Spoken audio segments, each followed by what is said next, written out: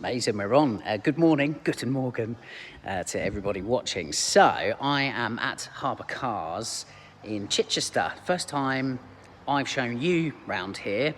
Harbour Cars are new to the Nineworks marketplace and we're really proud to have the cars there. You may or may not know all the cars on our Nineworks marketplace, nineworks.co.uk/marketplace. They're all dealer-only cars, backed, properly prepped, reputable dealers and backed by comprehensive warranties. That's the main difference between the cars on the Nineworks marketplace and Porsches that you'll find anywhere else, okay? So we hope that'll give you peace of mind when buying. So we partner with certain people that we think represent our values. And these guys are definitely one of them. So we've just done a podcast recently with Rob and Chris here from Harbour Cars, explaining the story of the business, things you might like to know. For example, all their cars come with a 1-year comprehensive bumper-to-bumper warranty. So we're excited to do some stuff with them. I'm here today because I'm driving a car, but before I jump in it for a video, I wanted to show you around the showroom because I'm loving the stock. And I think there's some really important points to be made. So we'll just have a quick look first of all.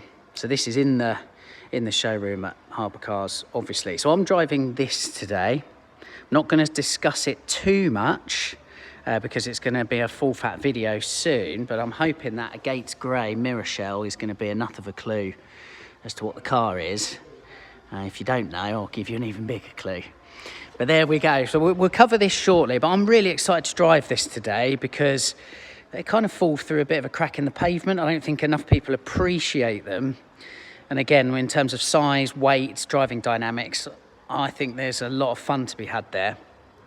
But in any case, I want to show you the rest of this first of all. The first thing is, in looking, and this is a really good exercise because Harbour Cars, the way they lay out the cars in the showroom so meticulously, you can see it's all on like a grid.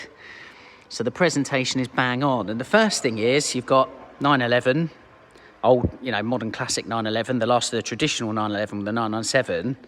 And then GT4, so part of like the new wave, if you like, the new money of Porsche. And the thing that struck me, ladies and gents, is look at the size difference between the two, okay? So there's the back. Come along. And there's the front. Look at that. They're pretty much the same. And if anything, the Cayman edges it because that massive wedge of a front lip.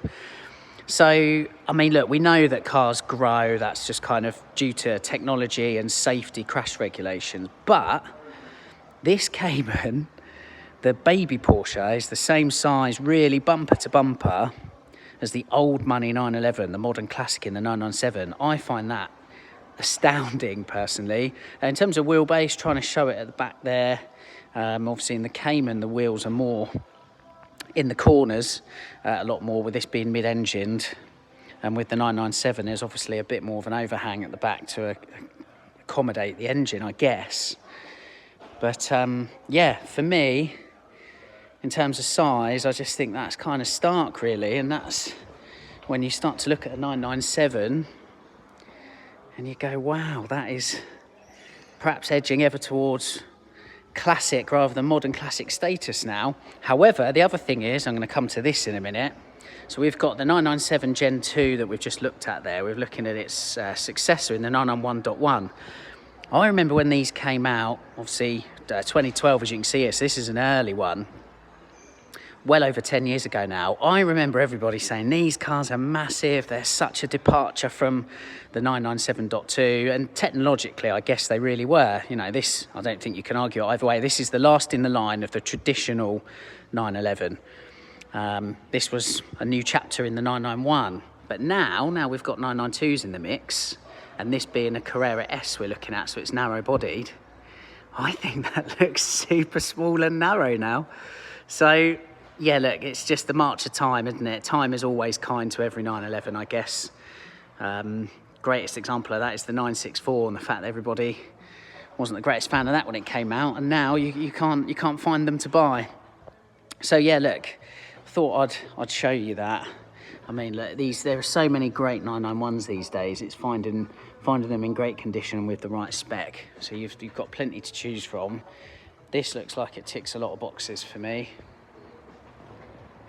Obviously naturally aspirated engine that the Gen 1 was. But yeah, so that was the point I wanted to make there. I think across the back now, I think if you pop that next to a 992, you'll find that that looks pretty small and dainty.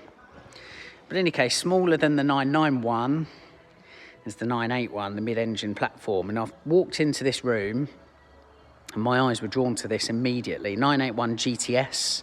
And the reason is, it's absolutely fully loaded, and I love the spec. You can see behind those turbo wheels, the yellow calipers of PCCBs. It's got ceramic stoppers on it. Carmine red, obviously, is like the default GTS colour, really. GTS pack, fully loaded inside. But what I really like is this red roof. I think that goes really nicely with the contrast red stitching on the electric sports seats. I think that's a really nice package. Then obviously you've got the taco in the centre in red as well, which is a nice extra touch. I just think that goes together really nicely. Added to the fact that, in my opinion, the 981 GTS, whether it's Boxster or Cayman, I think it's one of the best sounding modern Porsches out there, away from a GT car.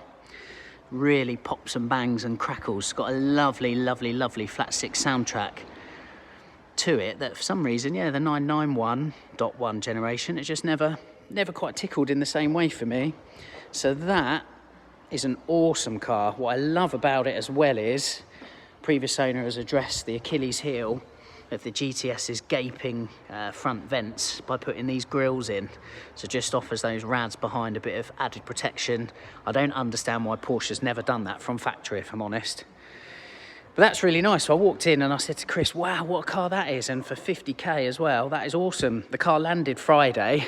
Chris whipped that out and wrote sold. It went this morning. So it's not hung around at all. So someone has been very quick off the mark to nab what is, in my opinion, a fantastic, fantastic car. I just think that is an unbelievable amount of Porsche for the money. So congratulations to the new owner on that incoming. Word is, between you and I, YouTube, and the guys at Harbour Cars are going to get another one in very similar spec. So if you like it, it's worth dropping them a line. Lastly, I guess we've got these two GT4s, 718. It's kind of pick your poison in terms of colour, really. They've both got the important manual shifter, 6-speed, because for the 718 you could opt for PDK. It was the 981 GT4 that was manual only. GT3 componentry on these, isn't it? But again, in kind of a smaller footprint. Let's have a look at some of the spec for you. I think, yeah, the Crayon car has got more primitive miles, although this hasn't got a lot either. Yellow on yellow inside, as you can see. Stick shift again. So I think the design on the GT4 is really resolved. Really nice. So yeah, pick your poison in terms of colour, I guess. So that's it. I just think, yeah, of the carefully chosen cars in the Harbour showroom, there's a lot of really good talking points there. So I hope you've enjoyed the quick video. As I said, the Harbour Cars stock, as well as being on their own website, is on the Nineworks marketplace, all backed by that 1-year bumper-to-bumper warranty. So pretty exceptional. Go and check it out.